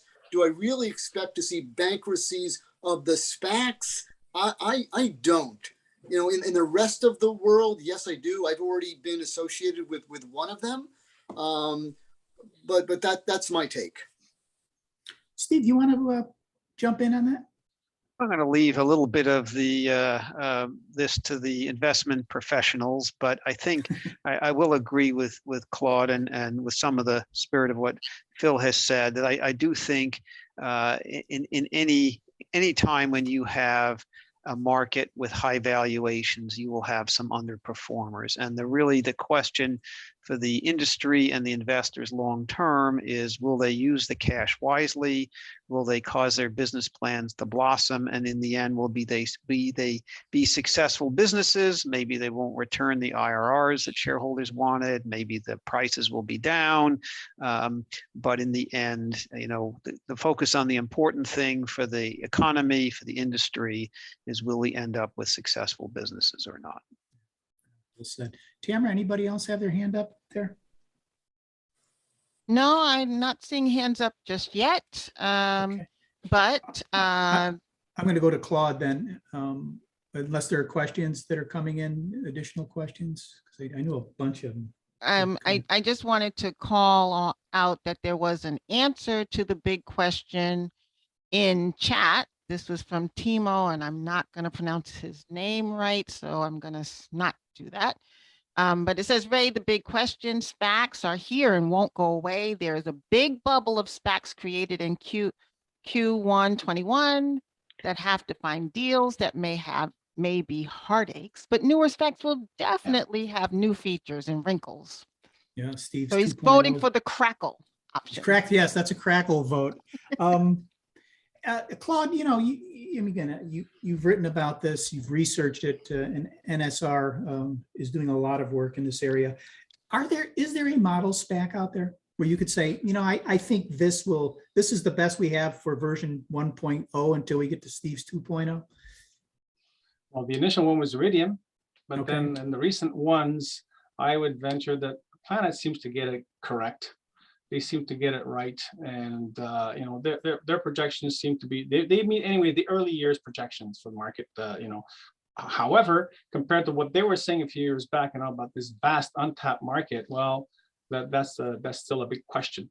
But yeah, they seem to be getting it, in the right steps, in the right directions. And I have also a nice, let's say, a nice feeling about Rocket Lab if they can actually get that next rocket going. They seem to be doing well. They seem to be taking things seriously, and they have also expanded their launch sites. They have a good government business, like I mentioned earlier on, so that's always a big plus, and they can actually make it to orbit. Yeah, good CEO too. That's a personal opinion, but why Planet? What do you like about Planet? What could be a model for? Well, this? the numbers that they showed, and the increase in revenues was pretty good. So I thought that was, a very positive sign there. I'm just a bit worried about the next step, which is the analytics part, which they need to get right. Because as you know, they probably, they launched a lot of satellites up there. Now they need to get the analytics from that data going. And I'm just a bit worried about that part, because that part is also actually really complex. Yeah. Just to add on to that, look, putting my banker hat on now. It's interesting. Almost every one of these companies, the EO companies, whether it is Planet, Satellogic, Aspire, Black Sky, and the ones that are private, ISI and others, are all developing their own analytics engine. They're taking their own proprietary data, and then they're talking about fusing other people's data. It's all duplicative. So much of this is duplicative. There does need to be, and there will be, consolidation of the different phenomenologies.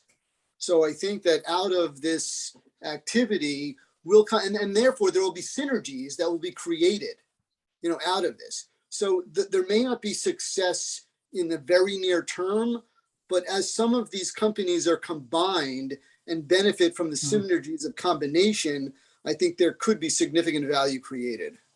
Just Phil, so the audience understands it, the consolidation of different phenomenologies means a similar business model. Meaning synthetic aperture radar, the hyperspectral or other, Earth observation phenomenologies. I think there will be, and there could be combinations even of, a hardware companies that are putting up satellites, and analytic companies. Yeah.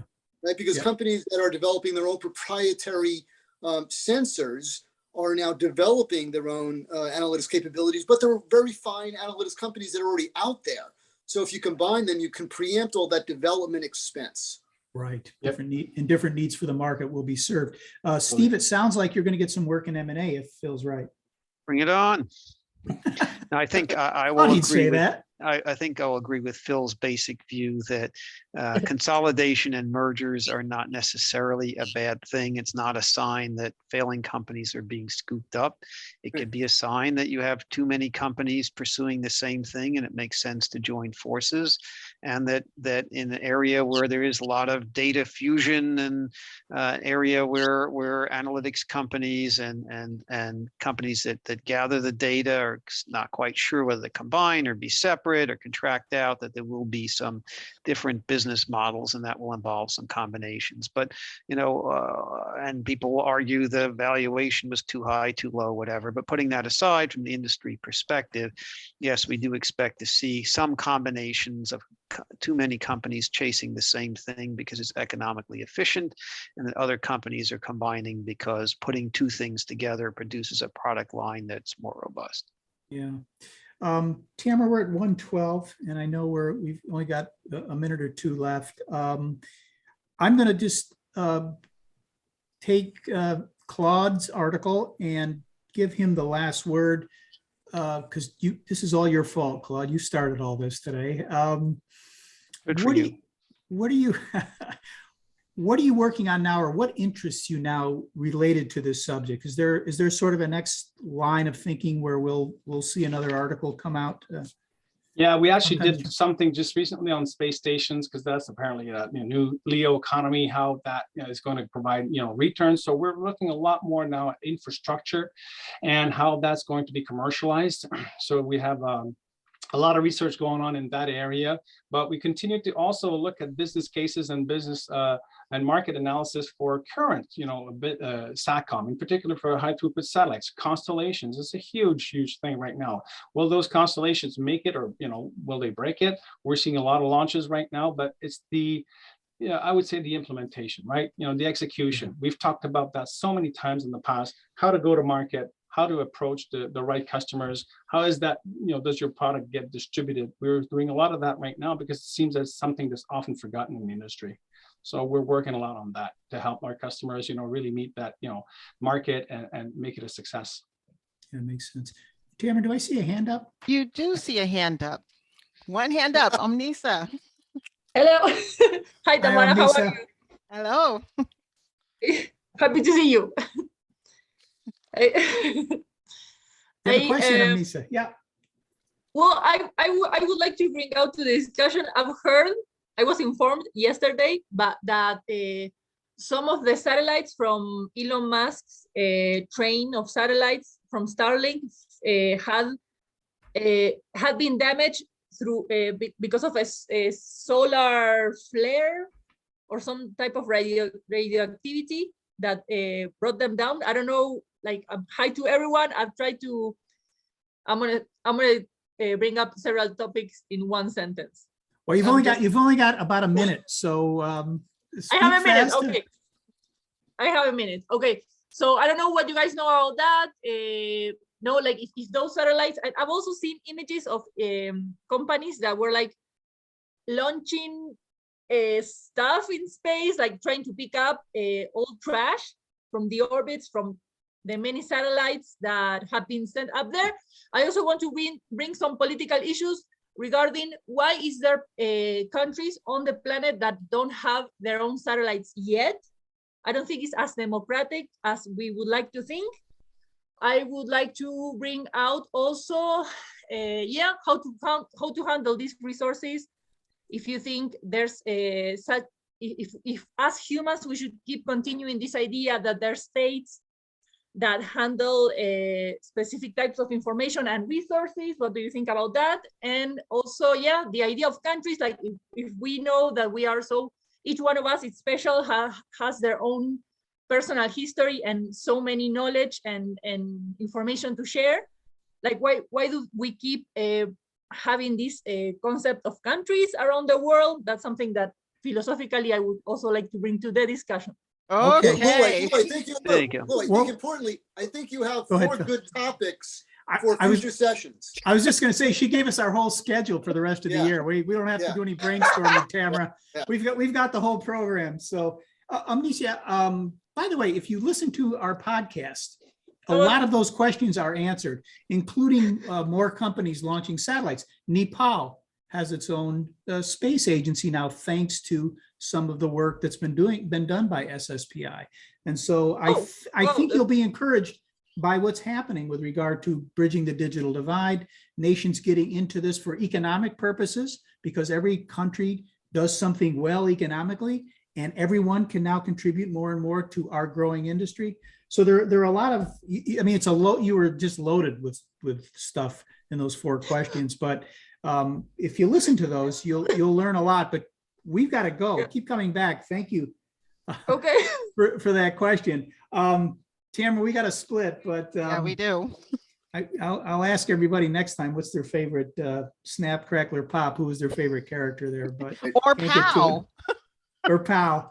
But Thanks, everyone. I want to Thanks, thank guys. Steve Kaufman. I want to thank Thank Claude Rousseau, Phil Friedman. Tamara, I want to thank you for producing this great show. Matt Owen behind the scenes, I want to shout him out. Luxembourg Trade and Investment, without whom none of this stuff gets paid for or works. And of course, my colleague Joe Fargnoli, who actually had to take a call because he's probably putting a SPAC deal together, if I know him. So take care, everybody. Thank you for tuning in. We love our loyal audience, and we'll see you on March 16th when we do this again. So take care, everybody. Everyone. Right.